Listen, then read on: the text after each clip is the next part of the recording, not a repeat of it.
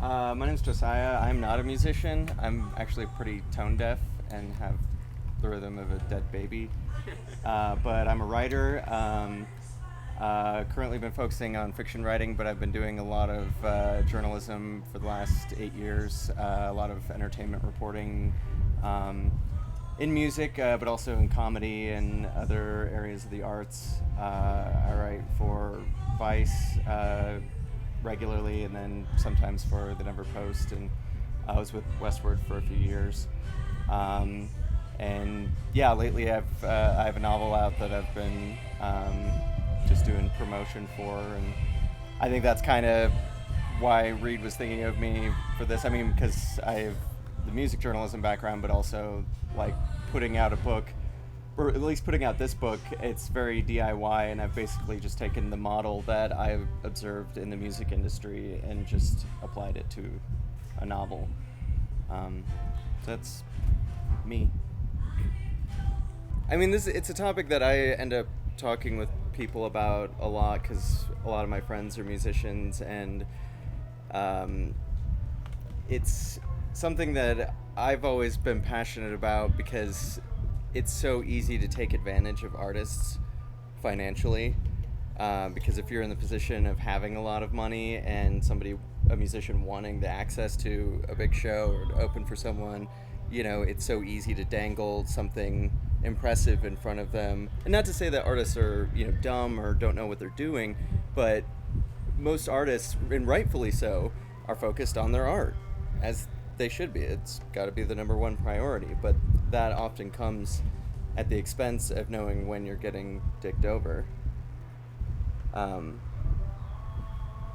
at the same time, like, there's this thing that always stuck in my mind that a music editor said to me years ago. That he was telling a story about being on a panel that was kind of like this, where it was, people. He was the music editor for a really big publication, and all these people were asking him, "How do we get attention in your publication? What's the key to getting press?" And he was so rude about it. He's like, "Well, just make good music. That's it."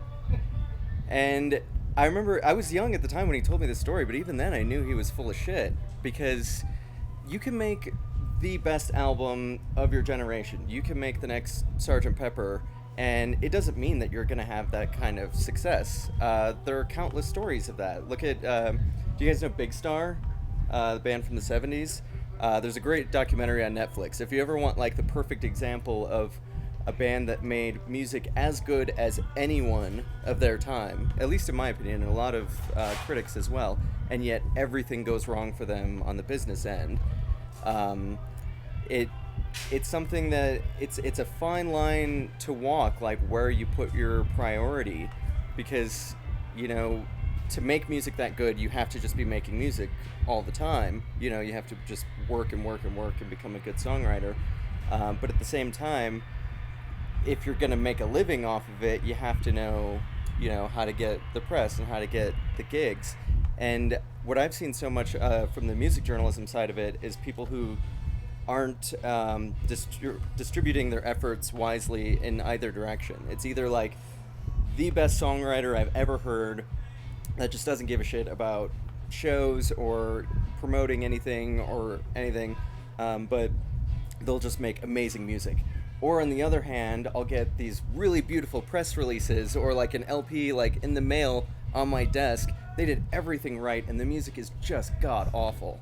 Like 90% of the time, the most professional publicist sheen kind of stuff that's been delivered to me as a music journalist is absolutely crap.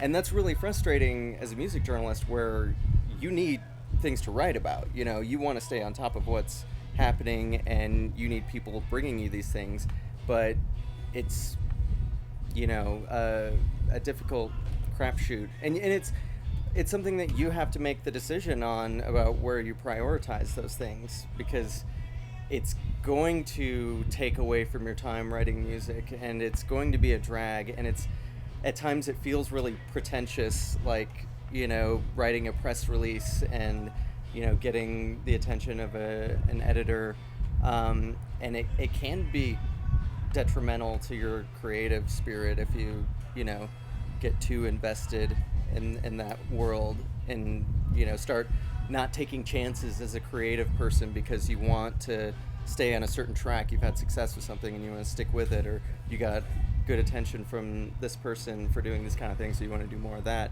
That makes business sense. If you're a businessman, that's absolutely what you do. But when you're creative, you're not exactly a businessman, or you shouldn't just have that mindset all the time. But I think where a lot of it comes down to is just being things like this. Like this makes it's really not that hard to put this together. I mean, maybe you do work hard. I don't want to dismiss how hard you work to get this together, but it's really just like getting people in a room. There's all these organizations that I'm hearing about just in the first 5 minutes, sitting down, just knowing about this, having a face-to-face interaction with people goes so much farther, in my opinion, than a good press release or a good email sent to an editor. Just going out to shows, meeting people, shaking hands, and just knowing who is out there, and being visible yourself. Because right now, I guarantee you there's 20 different meetings going on in Denver of people putting together a show, and they need a band to open the show, or they need someone, and if your name is somehow just on their minds, because they've seen it on a poster, they've seen it on social media, they this person bought you a drink when you were at a show, that just goes so much farther than a perfectly crafted press release. Not that you shouldn't make a press release or stay in those channels and whatnot, but just being visible goes so far. Do the podcast, do the interviews, and a lot of times at the time it seems like a waste of time, but it can end up being the thing that changes everything. But then I can't stress enough, just write music all the time. I mean, I'm sure I don't need to tell you that. Maybe it's even patronizing to say, but it's just, like I said, I've seen so many people who do everything right on the media end and just don't have any kind of product to deliver. You need to learn the cycles of these things. If you've got an album coming out, you don't want to send, an email to an editor 3 months early, but then you don't want to send it to them a week before it comes out. And you want to, that's something that you can build up as an entity unto itself. If you're releasing music all the time, it might be interesting and kind of fun, for listeners, or for you to get feedback on stuff that you're still working on. That can be fun if you pass things around, but you're missing out on so much capital of an event. Journalists, especially Westword, they center so many of their stories around events. There's something coming up that they want in their calendar, and they're going to write stories about it. So if you have a collection of songs that you're going to release as an album, do an event for it and build up that event, and don't release the music beforehand, and talk to an editor a month, 6 weeks before the event, so they can get it on their radar and have it on their calendar, and then make it a big, explosive, singular thing, as opposed to dripping out a collection of music over a period of 6 months online.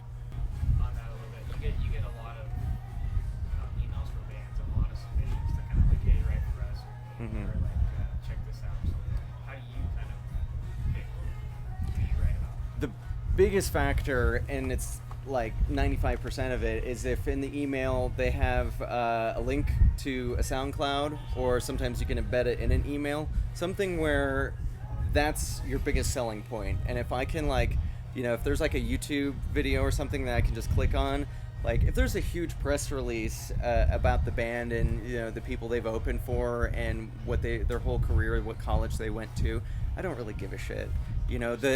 I just want to listen to the music, and then if I'm really into the music and I want to write about it, then it'll be great to have that resource of all that information for me as a writer to tell a story about it. But the music just has to be the biggest selling point of it. And if it's something that I hear and I'm like, wow, this is new, this isn't like all the other bands in town, this is something I'm personally excited about, then I want to know more. So yeah, just as simple as you can, get the music into their hands.